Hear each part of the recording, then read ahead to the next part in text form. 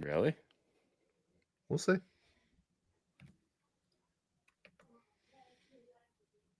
All right, we're live. It's Prop the Mic, PTM, coming to you with the NFL Wildcard Weekend simulcast from New York and Los Angeles. I'm not going to bring up the weather after being ridiculed for mentioning. Say we're both pumped for NFL playoffs to start. We had a great first regular season, publicly handicapping NFL games, and hoping to continue that success into the postseason this weekend. As always, today's podcast is presented by Props.Cash. We 100% could not do what we do without Props.Cash. So if you think you're ready to level up your prop betting game, use code PTM at sign up to get 25% off your first month. You excited, Dave? You ready for playoffs? I am very excited. I think this is what football is all about. It's all about the elimination stage, right? We get an exciting September, October, then NBA starts as a little tail off in football. But come January, it's football season again. So let's go. I'm ready to talk football. All right, let's do it. So today we're gonna cover all 6 games, right? You got and the cool thing from a scheduling standpoint for the NFL is they kind of spread it out over the whole weekend, which is beautiful, right? You got 2 games on Saturday, 3 on Sunday, and then 1 Monday night. You don't love that? I don't know if we necessarily need the Monday night game. I could have just taken 3 games each day. I think that would have been preferable, but it is what it is. Yeah, you're right. That would have been better, but whatever. That gives us more, more days to watch football. It could be worse. All right, so let's dive into it. First game is at 4:30 p.m. Eastern time on Saturday. We got the Browns at the Texans. Texans are getting 2.5 at home. Total is 44.5. The Browns are 11-6 on the season. Texans are 10-7. So pretty evenly matched teams. They did play a couple weeks ago, so we got some good data from that game to go off of. What do you like here? Any picks that are popping out for you? Yeah, we got a few. I'm going to fire up that Props.Cash screen. Yep, it's coming. All right. So I'm a little concerned here. I've been loving CJ Stroud this season, but just a little concerned about a rookie quarterback, in this first playoff start. Little nugget here. Over the last 20 years, quarterbacks making their first playoff start are 27-52 with 24 double-digit losses in there. So the trend is not good for CJ here. But he's been awesome this season. He's only thrown 5 picks all season, and 3 of them were in the same game. I think that's pretty impressive for a rookie, man. Yeah. He's had a phenomenal season, and I think, I don't think he'll have a disastrous playoff. I think he's got a good shot of having a good game, but he did not. I don't think he played in the prior game against Cleveland, so we don't have that data point. Am I correct there? Right, he was out of that game, and then also Cleveland is just elite defensively. So this is not. I would not personally target a whole lot of overs on CJ, but do you got anything on CJ? I don't. Okay. I will tell you, you did mention the Browns defense being elite. Interesting to note, though, they've not been as good on the road. They're actually 8-0 on to the over, averaging 51 total points in their 8 road games this season. So I thought that was interesting as well for this Browns defense that you have in your mind they're super elite, but a little bit different on the road and at home. Yeah, and really since the month of December, you do have a couple quarterbacks who have put up good yardage against them, right? Stafford at 279, Trevor Lawrence 257, and then another Trevor Siemian at 261. So maybe there's some holes creeping up in that Browns D. But what are you going with here? So, and my other the other thing I'm thinking about when I'm handicapping this game is, can Joe Flacco really keep this success going? This is the quarterback for my Jets, throwing picks left and right. He's been on fire to start this season.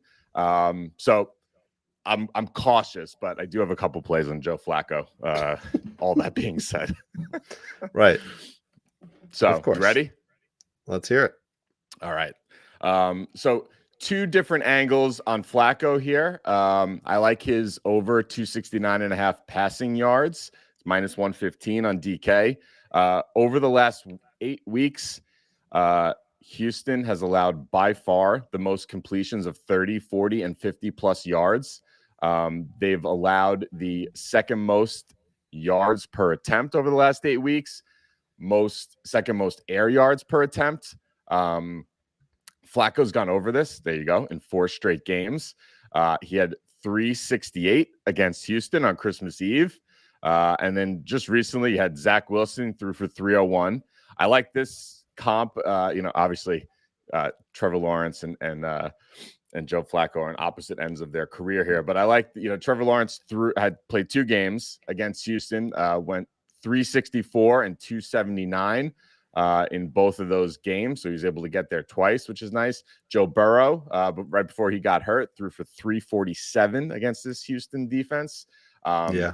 Since Joe Flacco became the starter for Cleveland, he leads the NFL in pass attempts. So that's the game here. That's what they're going to be doing. And I think this is a pretty good spot for him to go over 270. Yeah, you can get it 268.5. So there's actually some downward pull on this. Nice. Which is good, right? At some point that will you'll get the value. I think 268.5 is okay.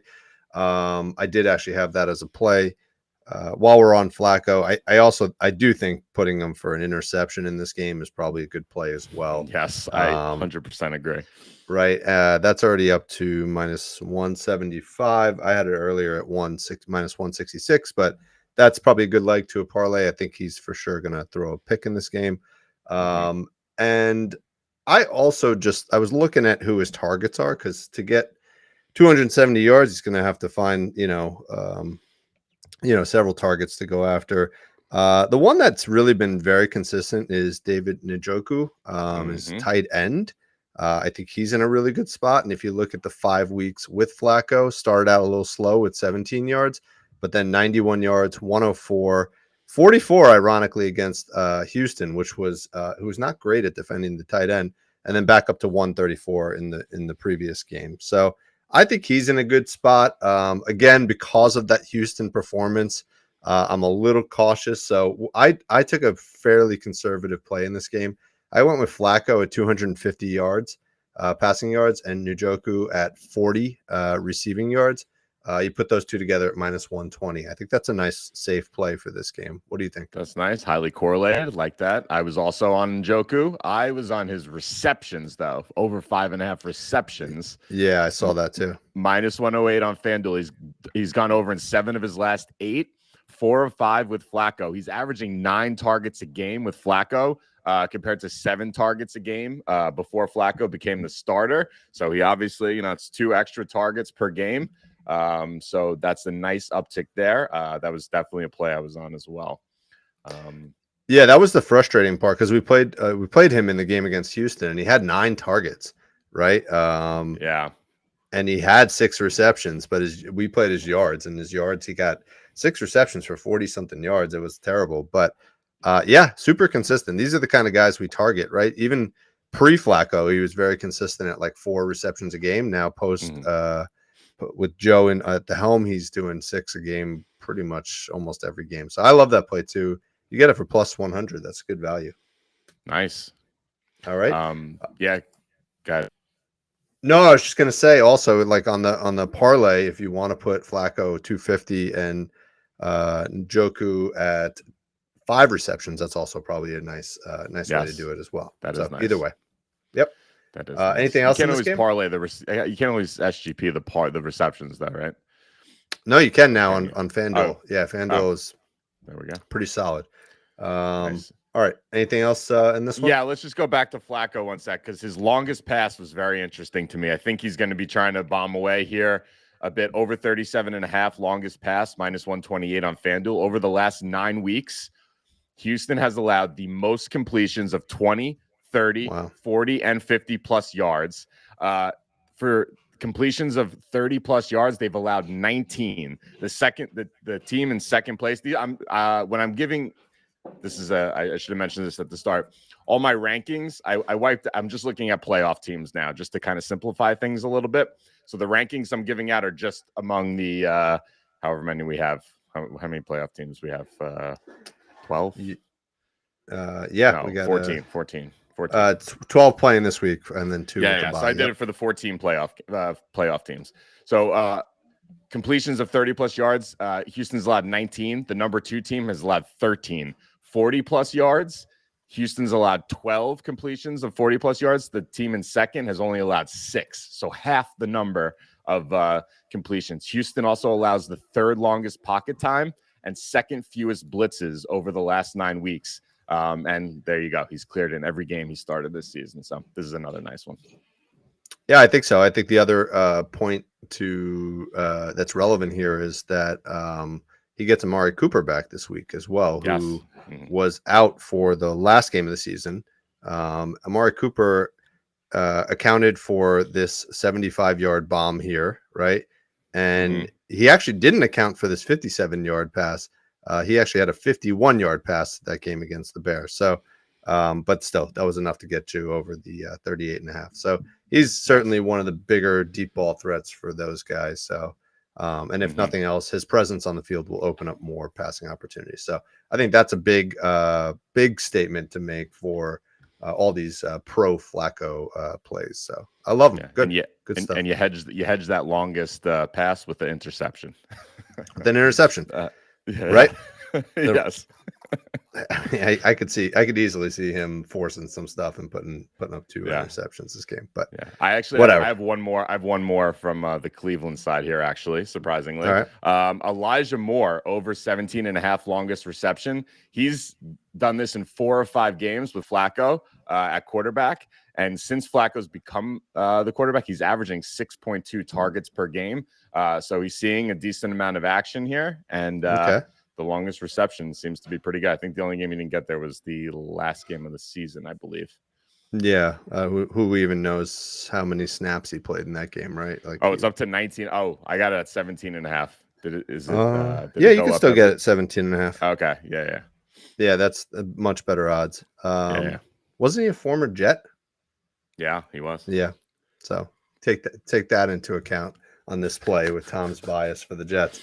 But no, not bad. He's been pretty decent of late, and I don't know if I'd play his overall yards, but I think the longest is probably a good angle for him. Yes, I only have negative Jet bias, by the way. So as every Jets fan does. What's up? We got a question. Question. Yeah. Black Bleach is asking, hey fellas, could you show us an in real life demo of how to use the script filter feature? Ooh. Mentioned this earlier on excellent. Yeah, let's take a look. Let's look at like a running back. I don't know if this will actually give us a good play, but usually running backs are pretty good. You want to do it? You want to do it on the next game? We've been on this game for a while. Yeah, let's do that. Actually, yeah, perfect. So let's move on to Dolphins Chiefs. Both teams are 11-6. Chiefs are -4.5 at home. Totals 43.5. This is going to be a cold game, 0 degrees. Dolphins do not play well in the cold, so there's a lot of people favoring the Chiefs in this game. We'll see if that pans out. But anyway, let's get your picks, and then we'll finish up with the question. All right, not sounding too confident, Mr. Chiefs fan. No, I am. I don't like when everybody's like, 90% chance the Chiefs win. Like, this is still an 11-win team that we're playing against that we already beat once this season. So, yes. You got to go in with your A game. You're not going to beat them. I will say they are an injury-ravaged team, Miami, and even when they were healthy in that game against Kansas City did hold them to only 14 points. So that was with a healthy squad. So yeah, Kansas City's defense, it's so weird this year, is like pretty elite, like across the board. When you look at matchups, and their offense is what's struggling, which is just bizarre given they still have Kelsey. They still have one of the better running backs in the league, and they certainly have top quarterback. So the best. Oh, you're willing to say the best. Nice. Bills fans might disagree. All right. What do you like here? All right, so no plays out because Mostert is still questionable here, but just wanted to call attention to it. It's a great matchup for running backs against Kansas City. Second most yards per attempt, second most yards before contact, highest average long rush. So I think a play on Mostert. I think I've been checking out a few things here. So I think I think he'll play. So something I'm going to keep an eye on. Yeah. This one I'm a little bit more concerned about, but you did say the KC defense is elite, so I'm going to trust you. Wide receivers against KC the last few weeks, fewest yards per reception, fewest targets, fewest yards before catch, lowest average long reception. And then if you look at quarterbacks that go along with that, KC's allowed the second fewest completions of 10 plus yards. Click on Tua there. Third fewest yards per attempt. Third fewest air yards per attempt, third shortest average pocket time. So the KC's defense is they're only allowing 176.5 passing yards per game. So it's scary with all that green there, but I'm taking the under on Tua, 231.5 passing yards, minus 114 on FanDuel. What do you think? Yeah, it looks like 231. It looks like it opened up at 233 and it's come down 2 yards. Yeah. It seems, I mean, certainly the weather is going to lead to more running, right? I think there's going to be a lot of running from both teams. Dolphins running backs are great. Like you were saying, the Chiefs running backs are pretty great too. So I think there's going to be a lot of running the ball. Clock's going to move a lot. But I do think this is a game script, potentially scenario where the Dolphins could be playing from behind, and that leads to more passing. So I think this is tight. I do see what you're saying, but I do think this is a tight play. It is.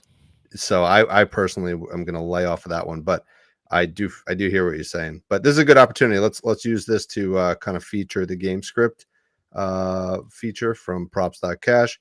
We can look at what Tua has done when he's losing. So we go down here, we click losing. Let's just say after each quarter you can do. So first quarter, after the first quarter losing, he's actually cleared this by a lot in 4 or 5 games. At halftime, he's cleared this in 3 of 5. Third quarter, same thing. And in games that they've actually lost, those are the 6 games, he's cleared this in 3 out of the 6. So that's how you use the game script. I like using it for quarterbacks. I like using it for running backs as well. Running backs are great because if a team is leading, they're going to run the ball more in the second half. So check out our play. We put one up for Rachaad White earlier, and we'll talk about that in a minute. But thanks for the call out. That's a great feature on Props.cash. They just released that this year. Make sure you're using it for the next few weeks while we still have NFL. Yes, sir. All right. Let's talk Tyreek. All right. Tyreek, there was a lot of talk, so much more talk going into the Chiefs Dolphins game earlier this season about Tyreek getting his revenge. But that game was in Frankfurt, Germany, right? It's like very weird environment. This is Tyreek coming into Arrowhead, right? Like the place where he grew up. So I think there's not enough talk about that. And I think he's going to be going out for blood. But again, that secondary for the Chiefs is pretty good. And the weather is not going to lead to great opportunities for bombs. I kind of like Tyreek at 6.5 receptions, minus 130. I think that's the best angle to play him this game. Let's take a look at what he's done. So those are his yards. He's actually had a couple down weeks by his standard, but his receptions are up there again. A couple down weeks here. Even in that game against KC, though, he had 8 receptions and only had 62 receiving yards. So they use him in a lot of different ways. And I've noticed of late, especially on third down, they often will throw a little screen pass to him. He picks up 4 or 5 yards and gets the first down. But that's a reception, right? Doesn't get you a lot of yards, but gets you a reception. Tyreek, when he's had 10 plus targets, this year, he's 9 for 11. He had 10 in the game versus KC, and he's had 11 plus in each of the last 3 weeks. So I believe is Waddle's out of this game, right? I don't know if he's officially out, but he's okay. I don't know. But even if he's out there, he might be out there as a decoy. I think Tyreek's going to get the lion's share of the targets, and I think he's good for 7+ receptions. So that's my take on him. Minus 130 seemed like really good value. Yeah, I like the pivot there to the receptions over the receiving yards there, especially with the way Miami runs their offense. Like you said, a lot of those quick slants and whatnot, looking like that's the way to go, especially in this cold weather game. Yeah, so let's go back to the Chiefs side. Let's talk about Isaiah Pacheco, one of Tom's favorites. What do you it's been a while since we've talked about him, but his rushing yards opened up at 59.5. They're already up to 65.5 at many books. I still think you can get it for 64.5. I grabbed it at 59.5 using the alt feature on FanDuel yesterday and paid a little bit more juice, but I thought that was good value.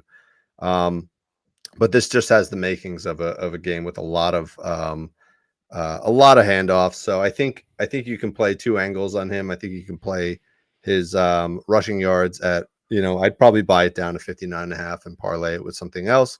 If you do that, you can see his hit rate goes from 43%. You capture these extra 2 games there. Let's see what he does at home as well. Yeah, pretty good at home too, right? Once you get it down to 59.5, he's got a 63% hit rate. So I think that's good. I also think his rush attempts is a nice angle here. 15.5 rush attempts. You can see he's done that in 3 of the last 4 weeks. And he had 16 against Miami. So that's I think a good play in this game. Certainly Mahomes is going to be throwing the ball, but I do think they're going to feed Pacheco quite a bit in this one. Yeah. Did you see what Mahomes's rush line is up to? Yeah, it was up to 30 something. I think that's 30.5 or something. I wouldn't necessarily fade it, but if you made me choose one way or the other, I think he's probably in this type of game. I don't know. You never know. Mahomes has been on like a hobbled ankle. Yeah, the last couple of years, and he's put up like 30 yards on a bad ankle. So you never know. He can bust for it if he needs it. But anything else in this game? Nope, that's all I had. All right, go Chiefs. Let's move on. We got the Steelers at the Bills. A little upset with the Bills because I would have preferred to play the Steelers had they lost. But Steelers are 10-7 on the season. Bills are 11-6. Bills are -10 in this game. Total's ugly, 35.5 in this one. I only had like 1 pick and 1 lean. What anything for you in this one? I had a lot of trouble with this game. One of the matchup that popped out the most to me here was Buffalo over the last 8 weeks has allowed the lowest quarterback rating, the fewest attempts, the second fewest, the fewest or second fewest yards per attempt, air yards per attempt, and completions of 10, 20, 30, 40, 50 yards. So I think a fade on Mason Rudolph might be in store here in another cold weather game. It's much lower than that, and I think it's 150. The line is so low. To take an under on 150 something yards, I don't know. That scares me. So it's looking good on paper, but not sure I'm going to play it. Yeah. I don't think I would either at 154.5 in a game where they're projected to be down by 10. I think that is just asking for trouble, especially he's got receivers that, that have the potential to be explosive, right? So between Pickens and if even his tight end Freiermuth, like that's a pretty good one. So I would lay off of that one. I think 154.5 is too low. It's a little too low. What I observed, I looked at the performance of tight ends against opposing teams from week 8 on, so really the second half of the season, and the Steelers are actually pretty low ranked. They're giving up the 5th most yards to opposing tight ends. So tight end for the Bills, they actually have 2, right? They have Dawson Knox, and they have the rookie Dalton Kincaid, right? Who's had a phenomenal season. Yes. I think Kincaid is in a good spot here. I think his line is kind of suppressed, maybe because he's a rookie or whatever, but he's coming off of an 87-yard week and an 84-yard week. And then, before this little dip here, he had, what was that? 6 consecutive weeks. If you zoom in though, like he played some pretty tough defenses, right? He played KC, who we just talked about. He played Dallas, and then the Chargers are probably the anomaly there. They're not a great defense, and he had a down week there. But I would kind of write those off and look at these 2 games and these 4 games and just say, like, why is this guy's line so low? I locked it in at 34.5. Yeah, you could still get it at 34.5. And that's why we're doing this pod today, because this line I think will be up to 36.5 everywhere by tomorrow. So yeah, I think it's a pretty good matchup. Let's just see what opposing tight ends have done against Pittsburgh. Yeah, if you look, I mean, that's a lot of green right there, right? So you got Likely cleared his line. Hunter Henry had 40 on a line of 32.5. McBride 89. Njoku, we just talked about 56. Musgrave 64. Right, yeah. The list goes on and on. So really, for the last 12 weeks of the season, they've been pretty bad against tight ends. You like that play? I do. Him and Laporta, some rookie tight end class here. Both some studs there. Yeah, I do like that. I'm a little upset with Dalton Kincaid because he blew up my my Dawson Knox season-long future, but that's in the past. There's a pretty good rookie on Ferguson's a rookie too, right? On Dallas. Yes. Yeah. Right. So three like really good rookie tight ends. You're gonna hear about Ferguson in a minute, my friend. Excellent. Anything else in this game? Yeah.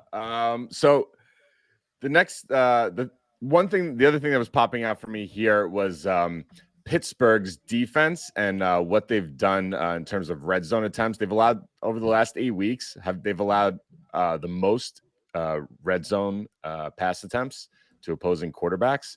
And if you look, 14 of 17 quarterbacks threw for 1 touchdown against Pittsburgh this season. You have no TJ Watt. He's out. And Josh Allen has also had an anytime touchdown in 12 of his last 15 games. So I look to parlay 1 passing touchdown and 1 anytime touchdown for Josh Allen. It's plus 150 on FanDuel. I don't like love it. It's not a home run, but I think this game was a little bit hard for me to find some stuff, and I thought this was pretty good pairing the two. Allen's trend basically through the whole season. He got off to a slow start in terms of the anytime touchdowns. Yeah, but look at that. Weeks he didn't get there, but then look at that. Yeah. And yeah, the one passing touchdown seems pretty solid for Allen. So I thought that was nice. Yeah, I don't see how he doesn't get a passing touchdown in this game. And the anytime touchdown is huge hit rate, really since week 3. So, sounds great. And TJ Watt being out is a huge impact for for the Steelers. Their whole defense, yeah. And I'm not sure that's fully reflected in some of these lines. So I love that. Also, minus 105 anytime touchdown is probably a pretty good play by itself if you want to just go there. But plus 150 does sound better. And I think tacking the Bills on money line on any of these plays is a nice way to juice it up. I don't see the Bills losing this game, but I'll eat my words if that happens. Yeah.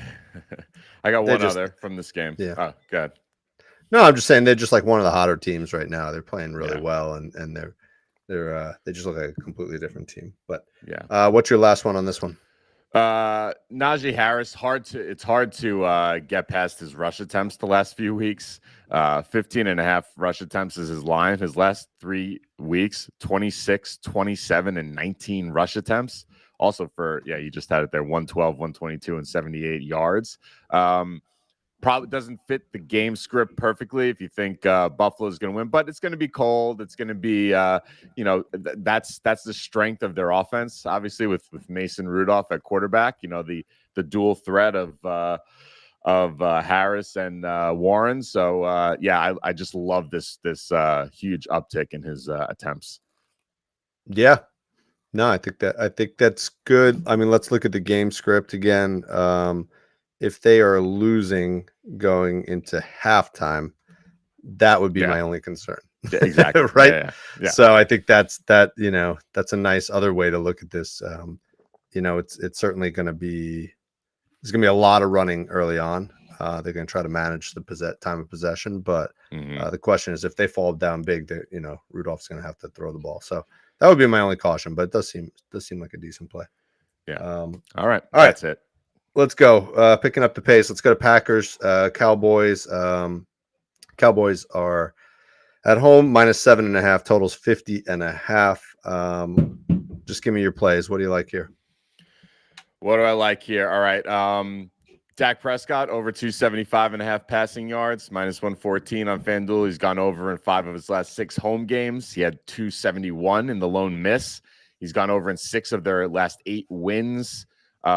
6 of his last 8 when they're winning at halftime, which I think they will be. He had 46 pass attempts against Green Bay last season with the same Joe Barry defense here. And over the last 8 weeks, Green Bay has allowed the highest quarterback rating at 103.5 over the last 8 weeks. Their defense is garbage. Dallas is awesome at home. They're averaging 37.5 points per game at home this season, undefeated. I think this is a no-brainer. Yeah, I think the last 2 weeks are a bit of a kind of make them look better than they are, right? Justin Fields put up 148. Jaren Hall 67. I don't even know. It's Jaren Hall. Yeah. What did I say? I said Jaren. No, I'm saying Dak Prescott compared to some guy Jaren Hall. Yeah, right. Although you did play Jaren Hall over earlier this season, so you remember that, right? Thanks for I had forgotten about it, but Bryce Young, Baker Mayfield, those aren't like stud quarterbacks. So they put up 300, but Baker Mayfield 381. So yeah, I think this is a really good spot for Dak. Hopefully the game stays somewhat competitive so that they don't just run the ball the whole second half. I could see the Cowboys blowing them out, but the Packers have been playing tough of late. So yeah, I like that play. You said you had something on Ferguson. What do you like there? I do. So obviously correlated with Dak's passing yards is Jake Ferguson over 43.5 receiving yards. Tight ends against Green Bay over the last 8 weeks, most yards per reception, second most yards before catch, by far the most yards after catch, the most yards after contact by a wide margin. Like, I don't know what's going on. Like I mentioned, this defense is garbage, and you can see that when you're giving up a lot of yards after contact. Most receptions of 20+ yards for opposing tight ends, highest average long reception. He's cleared this in 5 of his last 6, averaging 56.7 receiving yards over his last 6 games. 5 straight tight ends have cleared their line, and 7 of their last 8 against Green Bay. So let's go. Yeah, it's interesting because he's had a great season. I mean, look at those comps against Green Bay, like you're saying, and rookies. You got Laporta there putting up a big game twice, right? So I think that's a great play. I didn't look at his yards. I was kind of liking his attempts. Might have to put together like a rookie tight end parlay for this weekend. Yeah, there we go. But it just it shows you how important the tight end is, right? Like these teams all have good tight ends and they're all in the playoffs, right? So it's a very, very critical position in the NFL. It is, but over history, I mean, I remember talking about this in our Futures podcast or at some point early in the season, but like rookie tight ends have historically just never performed well, right? No, and you got 3 of them. So many. Yeah, I know. It's pretty cool. Maybe even more. All right. Anything on the Packers side? I actually have one more Dallas one. Okay. Pollard over 14.5 rush attempts. He's cleared it in 4 of his last 5 home games. He had in that game that I mentioned that Dak had 46 pass attempts against Green Bay last season. Tony Pollard had 115 rush yards on 22 carries against this same Joe Barry coach defense. He averages 16 rush attempts at home versus 13.8 on the road. And if you look in the month of December against Green Bay, Hubbard had 16, Rachaad White 21, Saquon 20, Pacheco 18. Yeah, I think this is also nice, and I think he'll get a few of these hopefully in the fourth quarter there when they're just running down the clock with a nice win under their belt here. I think that's nice, and I think since you're playing Dak over, there's some risk of him not getting there because of the score, and if that's the situation, then he's not getting there because Pollard is getting the ball every time. So it's a nice hedge for that bet. I would certainly place them both. If if you're choosing between the two, maybe place them both for a half unit. And There you go. but they're both good bets that could both easily cash. If Dallas is up big, it's because Dak is probably bombing the ball to CD and they're scoring touchdowns like they've been doing every week. All right. I think I just had one little parlay. I'm gonna save pulling them all up on the screen, but I liked for Green Bay, Reed to get 3 receptions, Ferguson to get 3 receptions, and CeeDee Lamb to get 6 receptions. You put those together, minus 106. I think those are all pretty solid hit rates, and just 3 little legs. You're pretty much at even money. Taking some inspiration from those NBA builders. Nice little NFL builder. I love it. Builders can be profitable in any sport. We'll be doing tennis builders soon enough, I'm sure. All right, we got the Rams at the Lions. Lions are minus 3. This is a great game. There's so much talk about all these other games, but this is like the narrative game for the NFL. I can't believe it worked out that these two teams are playing in the first round.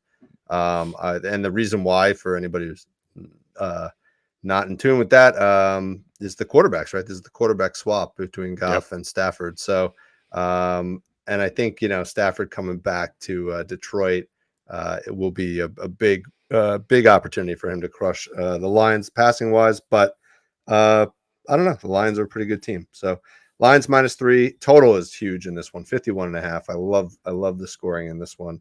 What's standing out for you here? Stafford passing yards, 272.5. Is that one you were on as well? It was, although I went the route of putting together a builder out of the quarterbacks, which we posted up on X earlier today. So I'll cover that in a second after you're done with Stafford. All right, I just Detroit, second highest average quarterback rating, 101.5, right behind Green Bay there. Most yards per attempt, most air yards per attempt, most completions of 10 and 20 yards. He's cleared this in 4 of his last 5 overall, averaging 295. He's been better on the road this season, over in 4 of 7 on the road, averaging 275, actually 274.9. And only 3 of 8 at home. And then just the last couple of weeks, Nick Mullins threw for 396 and 411 against Detroit. Wow. And Dak had 345. I mean, they've just been annihilating this Detroit secondary. Yeah, we talk about that a lot on the NBA pods, but I love seeing the same player do it to a team twice within a couple weeks. I mean, that's an indication of weakness, right? Yep. So Nick Mullins, threw for almost 800 yards in the last couple weeks. I mean, come on, Stafford. Yeah, they're trying to make adjustments, right? And they just can't, right? So this is a home run. Yeah, I think so. I would even contemplate putting him up at like 300 yards and trying to get the plus money play here for smaller units. I think that's a nice way. I do think he's going to be bombing away. He's got a lot to prove. So, yep. All right. What about anybody else on the Rams side that you like before we talk about the Lions? That was it's just the 2 quarterbacks in this game. Yeah. As weak as I had one potential under I wanted to discuss with you. So as weak as the passing game defenses for the Lions, their rushing game is pretty elite, right? They're holding running backs to like 88 yards a game or something like that, second best in the league. So let's just take a quick look at Kyren Williams. He's been pretty awesome over the last, I don't know, probably 6-8 weeks, something like that. Clearing 88 yards, 87 yards in every one of those games. But he's played a lot of bad teams too, right? If we just zoom in on the last 10, Arizona, 2 games in a row is the worst rush D in the league. Cleveland, for as elite as they've been pass defense wise, is a little susceptible to the run. You can run on them, yeah.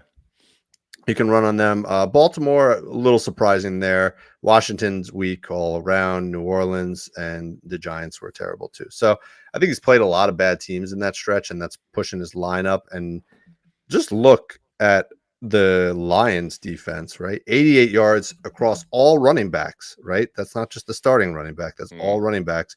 If you just go down the list, Ty Chandler had 69 rushing yards last week against the Lions. he is the top running back against the Lions the whole season, right? If you scroll down this, you got a 67 from Eckler, and that's it, man. So people aren't running on the Lions, and I think this line is too high. So it's scary because this guy is hot and he's crushing 7 straight weeks. But I think I would go under. I think you can get it as high as 82.5 still on FanDuel.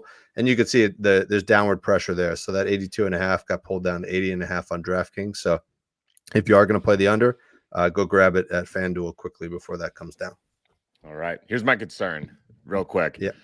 I'm leaning LA in this game. I think Detroit is significantly better at home, but I'm thinking LA wins this game outright, and that could lead to some additional second half rushing from him. So that's my only hesitation here. But I love I love the logic. I think it's that's my only hesitation. All right. You ready for me to rattle off the builder that I put out on X earlier? Let's hear it. All right. Just to repeat, it's up on X already. It's been up there all day. Puka Nacua, 4 receptions. I'm on St. Brown, 6 receptions. Goff, 200 passing yards. Stafford, 200 passing yards. Super conservative, super high hit rates. They're all 80+%. Some of them are up in the 90s, I believe. Minus 105 on FanDuel. So 4 legs, highly correlated. I can't see either quarterback throwing under 200 yards. So I think those are gimmies. Puka getting 4 receptions is almost a gimme. I think it's almost like getting a minus 105 for St. Brown to get 6 receptions. And his line, I think, is 7.5. So I think you're getting real good value there. You like it? I'd say a chef's kiss. A chef's kiss. Oh, that might have to be a new stamp of approval on the show. Anybody else on the Lions side for you? Yeah, I like Goff's pass attempts, 33.5 pass attempts, minus 135 on DK. He's cleared this in 9 of his last 12 games, and he had 32 and 33 in 2 of the misses. Okay. Like I mentioned, he's much better at home. 4 of his last 5 at home, averaging 36.5 pass attempts per game at home. Rams have allowed the longest average pocket time over the last 8 weeks and the most average attempts at 39 attempts per game over the last 8 weeks. You know, the number 2 ranked team among the playoff teams is at 32 attempts per game. So there's 7 attempts on average higher than the next team there. So I think Goff will be look at that. Look at this gorgeous chart. So this is, again, using our game script filters, down at halftime. And how many pass attempts. You can actually get the pass attempts at 33.5 still, minus 135 on DraftKings. Yep. It's kind of amazing, though, that they've been playing behind almost the entire season, right? That is, this actually goes back to last season. I was like a little surprised about their record. But yeah, going all the way back to last season, that's basically, I don't know what that is, 10 out of 10 games. And then if we look at this season, they've been in that scenario 4 times, of which he's thrown 44 and 53 yards in pass attempts in 2 of those. So I think that's a really good spot, especially if you can snag it at 33.5. So again, don't hesitate. Go out after the pod. Go grab these because they're going to go up really quickly. That's why we moved the pod from Friday to Thursday. All right. I just got one more on the. This is more of a lean. I just like his recent production. I think Jameson Williams is in a good spot.